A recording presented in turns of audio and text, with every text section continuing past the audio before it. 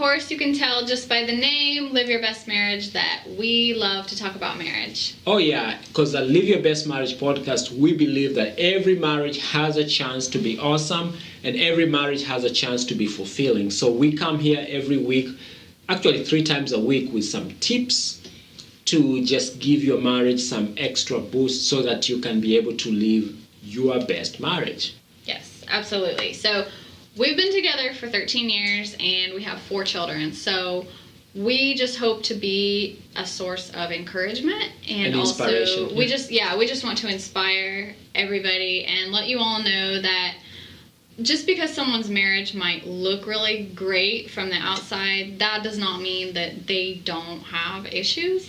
So, and just because you have issues does not mean that your marriage doesn't mean that you great. Can't have a great marriage either. Yes, I mean, issues are part of life. Yes.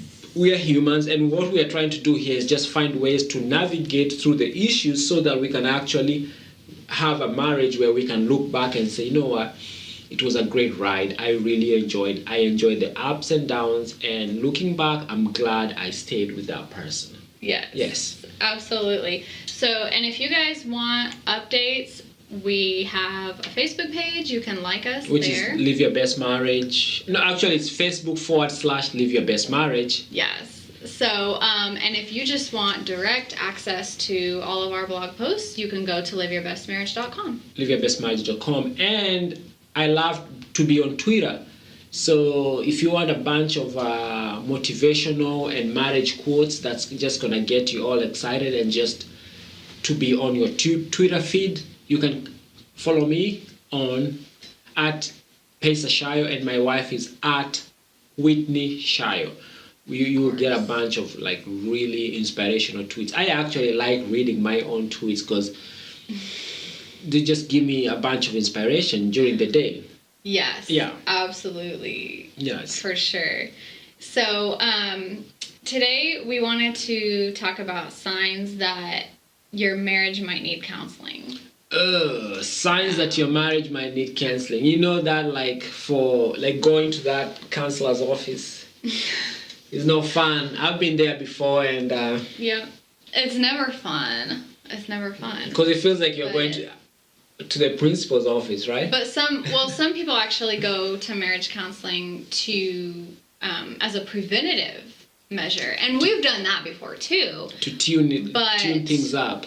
The kind of marriage counseling that we're talking about today is when you feel like, marriage counseling. You're like, okay, I definitely think we need a trip to the counselor. Yes. So, because if you feel like your marriage is struggling, then it probably is struggling. Yeah. Go with what you're feeling. Go with your gut feeling. If you feel like it's... Because we've had times where, like, one person thinks, yeah, there's definitely a problem, and the other person is like, what are you talking about?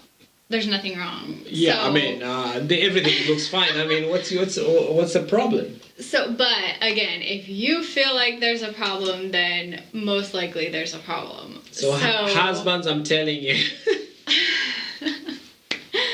No, it could be either way, husband or wife. Yeah. So... the first one is if there are secrets. If you guys keep secrets from one another, then I think that's a huge, huge sign that you should probably visit a marriage counselor. And how would you know? Because you're keeping a secret? Well, so if it's you that's keeping the secret or whichever, but hopefully whoever's doing that will get to the point where they're like, okay, I don't think this is healthy. So what kind of secrets are you talking about? It can be anywhere from financial. There's a such thing as financial infidelity, spending tons of money without like really saying anything, hiding it. Mm-hmm. There's the obvious infidelity that we all know about, and then just it could be anything, or if keeping secrets on things that you would like to have in your marriage, but you don't really feel like you can say it. Like you're just like, okay, I wish we could do blah blah blah, or I wish we can go to the or park. I wish I wish he was not doing blah blah blah. But you just don't say anything. You're like, you know what? But so why do you know? Why would you want to go to the counselor with Yeah. So because the counselor can help you guys communicate through these issues. Because usually, I mean, keeping secrets obviously shows that there's like a huge block in communication. Okay. And you guys are struggling to talk through some things, but counselors can be really great. And it might not happen in the first visit. It might not even happen in the second visit, but after like a few times, the counselor's like really good at being able to get you guys to open up. Because we've experienced that. But something I want to just do as a disclaimer is not all counselors are created equal. Okay. And just the fact that somebody is hanging a shingle in front of their door saying they're a counselor does not mean they have your best interest in mind, and that does not mean that they believe that like your beliefs align. So before you go to a counselor, you have to actually have done the work to say, okay, what are my core beliefs? If my beliefs are every marriage has a chance to be awesome and to be fulfilling, and just because we are going through a hard time does not mean we can't, through the power of prayer and creativity and all that, to be able to find ways to make this work. If that's where you're coming from, that's your core belief, that does not mean your counselor has the same core beliefs. Your counselor might even be going through a divorce at that moment. Your counselor might have had several. Maybe your counselor does not believe that every marriage can be saved, or your marriage can be saved, or whatever. So before you just go there and start telling them your business, you literally need to know, hey, I'm a guy, and I am not going to go and start just telling people my business unless I know we are aligned in terms of like our core beliefs. And this is why it's so good to, before you just go to a counselor, maybe go to your pastor at church, and then maybe he can recommend you or she can recommend you to somebody else, because at least you know you guys have the same core beliefs about marriage. Yeah? But just walking into some guy from the phone book and you're like, yeah, they might not really have your same core beliefs, and that is the issue. They might be actually moving you away from your spouse, and you don't even know. And that time you're so vulnerable and desperate, just going to tell them your business. And by the end of the day, you are actually farther away from your spouse psychologically and also emotionally than when you walked into that room, because they're just feeding you crap. Right. Hey. Well, if they're advertising in the phone book, I don't think I would want to see them anyway. I mean, they need clients. They need clients. I'm not against advertising in the phone book. I'm just saying you just need to know before you walk into somebody's office. You already need to know what are your core beliefs. Yes. Regarding marriage and regarding staying together in marriage.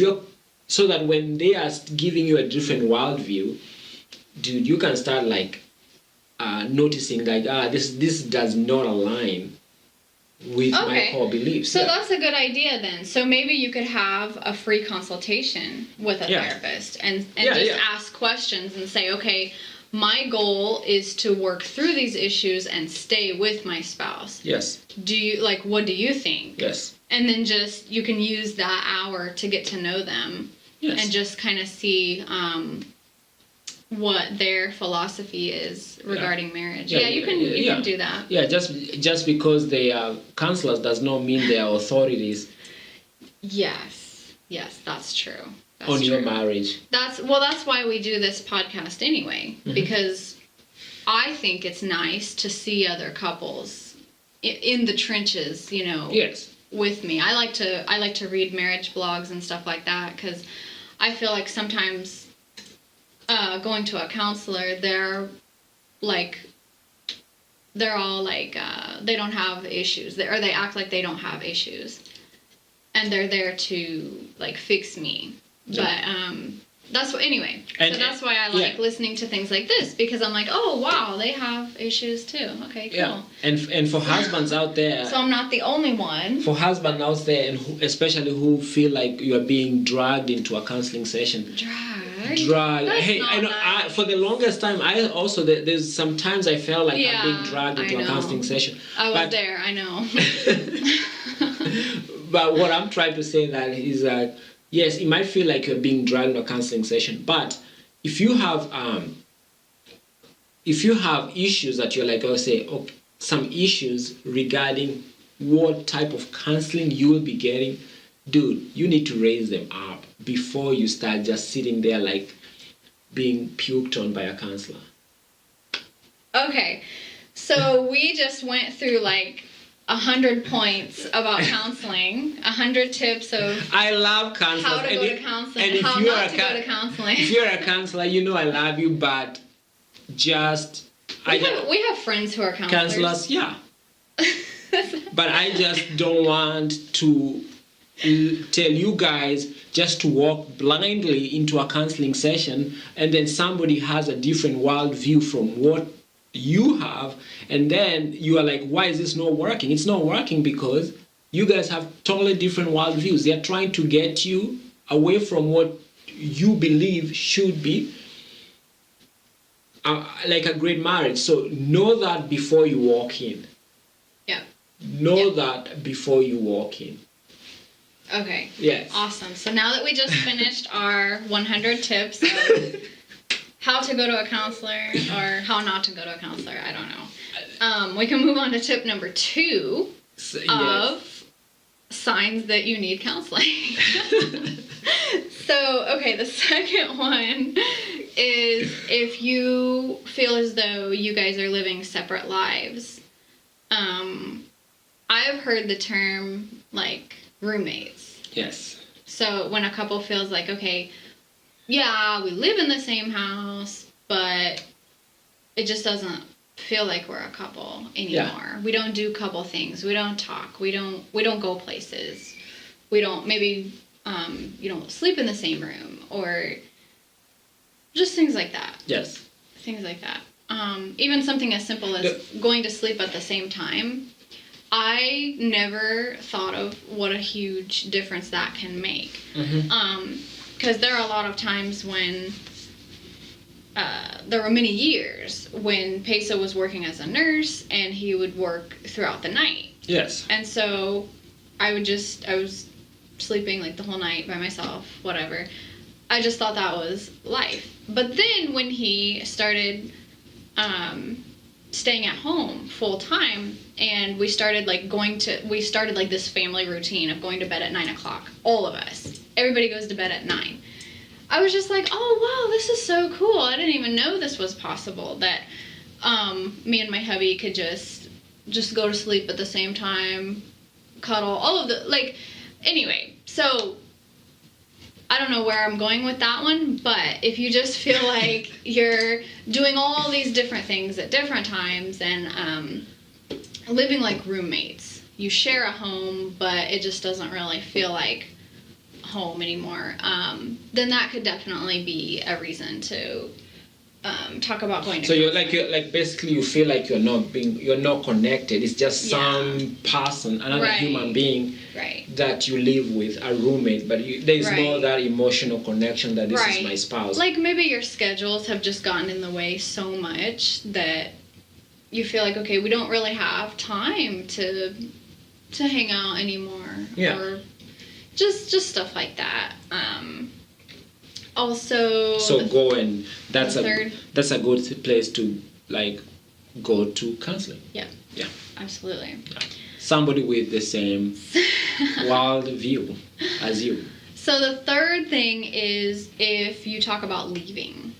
Like you're dropping the D word. Yeah, constantly. Yeah. That's that crazy D word like divorce, as if it's being dropped, every conversation, Yep.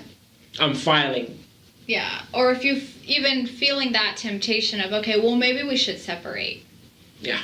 Just go and So file. I would definitely. Just go and file. I've had that before. No, you haven't. Who says that? Just go and file. I don't care. Just go and file. So yeah. I don't know. I've had that. Somebody else. Yeah, I've had that before. Talking about, see, we can laugh about it now, but on that back day, then it wasn't funny. When I was going through postpartum depression, for like a whole year almost, I'm going to file. My big thing was I want to leave. I want to leave. I'm done. I'm out of here. I'm filing. I'm not putting up with this. I'm going to file. Wow. So again, we can laugh. Today we're laughing, but at that time, Pesa was like, no, don't go. Oh, come on. I was like, you know what? Okay. No, he fought for this marriage. So we both did. We both fought. Again, it's funny now, but it wasn't funny then. So and I know some of you are actually going through that right now. I'm just telling you, every marriage has a chance. And it might not feel like it because at that moment it's crazy.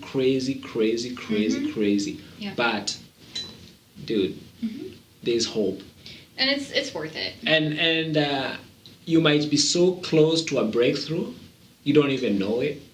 And sometimes just listening to this and applying even one tip, like just even knowing what is your world view when it comes to marriage. That sounds like a simple thing, but you really have to go really deep to know what marriage means to you.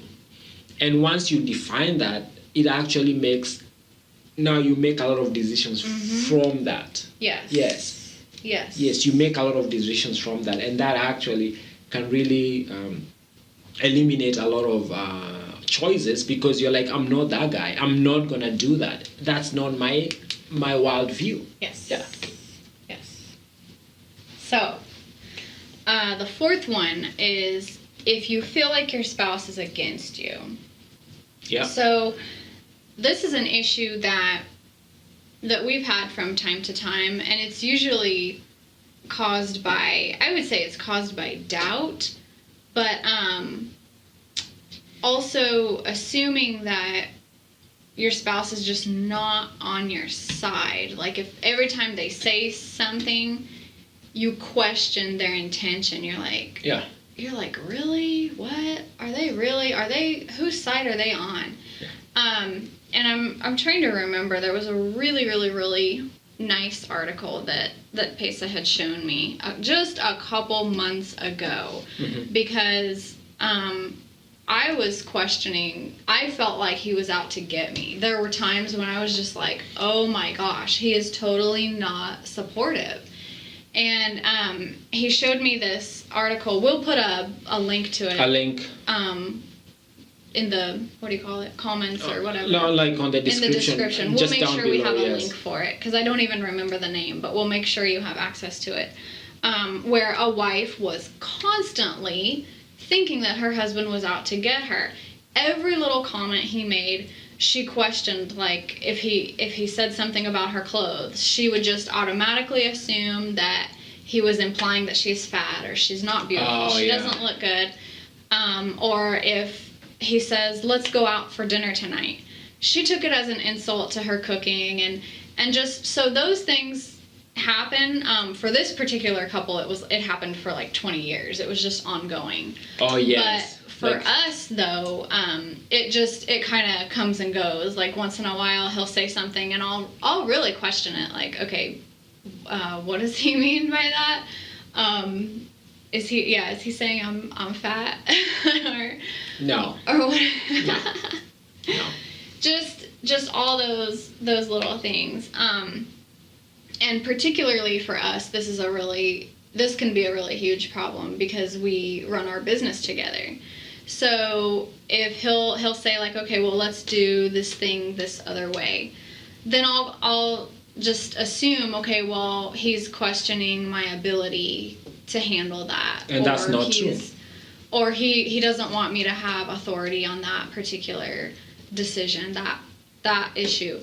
So anyway, so just thinking that your spouse is against you, or they're not on your side, or they're out to get you, I would definitely say that's a good reason to go and just express all of that to a counselor. A counselor, yes. So that you guys can work through that issue. And then the last one was, if you're not able to talk through any problems, either you just keep quiet, or every discussion you have just blows up into a huge argument. Yeah. And then you're still, even then after all of that, you're still not able to resolve anything. The issue, yes. You're not able to reach a solution and just get past the point of, okay, I totally disagree with what he's doing right now, or I completely disagree with his decision on this issue, or we just can't seem to compromise on this issue. And again, whatever it is, if it's raising your kids, if it's finances, if it's jobs, careers, moving, whatever, you're not able to talk through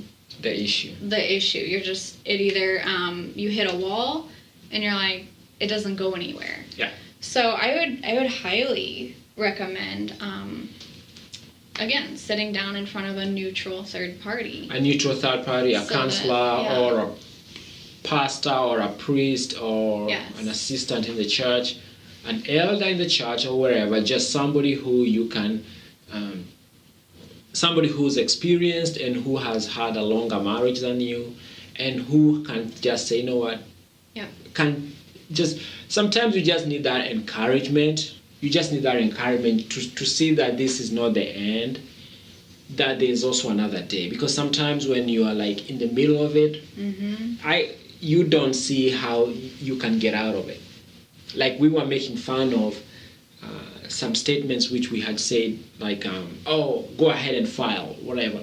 When those statements were being made in this house, yeah, it was crazy. And at that time, we were just walking by faith. Like, every marriage has a chance. This is doable. We can make it go. We can make it work. Yeah. But what we were experiencing with our five senses, what we could see in real life, was not there's any hope. There was no hope.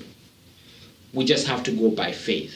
So somebody else who has gone through it can actually help you in that moment to be able to just, give you that extra push, like you can make it.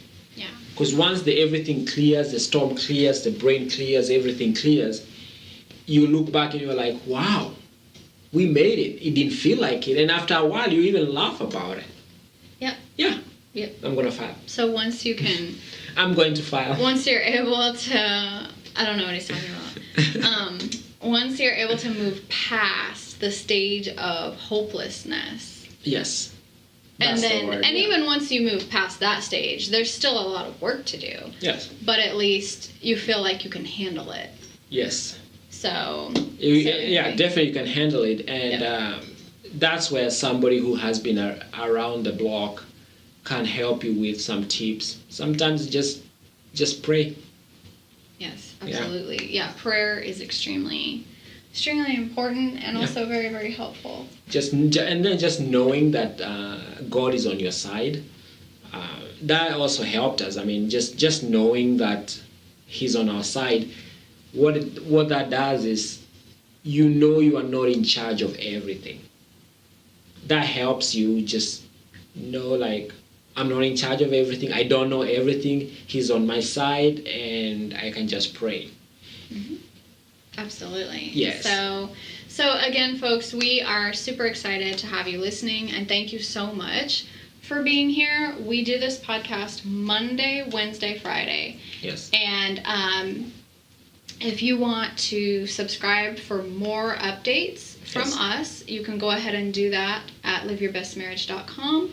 And then we also have some cool stuff. We'll be doing giveaways very soon, which I'm really excited about. Me too. And And by the way, can you just do a quick recap of all the 6 top? Yes. Well, okay, this one was 5. 5. We have 5 signs That just tells you how much that you might need to see a counselor. And the first one was a counselor who has the same worldview as you. Yeah, which we will let him do a whole nother episode about that. The first one was if you're keeping secrets. The second one was if you feel like you live separate lives. Third, you talk about leaving. And then 4, feel like your spouse is against you. And then 5, you just can't talk through anything. Can't talk through any problems. So, and again, we will have a couple of other resources for you guys listed in the description. In the description There's, I think Pesa wanted to put the Love and Respect book. Oh, that book by Dr. Eckridge. Yes. And then and then there was also an article that we definitely wanted you guys to have access to as well, because it was something that really helped us. Yes. So we will see you guys next time. Bye and God bless. Take care. Are you tired of being upset, lonely, feeling empty, or just plain frustrated with your marriage? And no matter how hard you try, you're not getting anywhere, just going in circles? No matter how much you try to make time for one another in your schedule, or how many times you say, "I'm sorry," Pesa and I have put together 99 ideas to help you connect with that one special person, so that things can start to be more like the way they were before everyday life got in the way and caused the two of you to drift apart. We want you to have 99 ways to show love to your spouse, absolutely free. You can find it at 99waystoshowlovetoyourspouse.com. Because here at Live Your Best Marriage, we truly hope that the two of you can move closer together and enjoy the connection that comes from achieving a stronger bond. Again, that's 99waystoshowlovetoyourspouse.com. That's the number 99waystoshowlovetoyourspouse.com.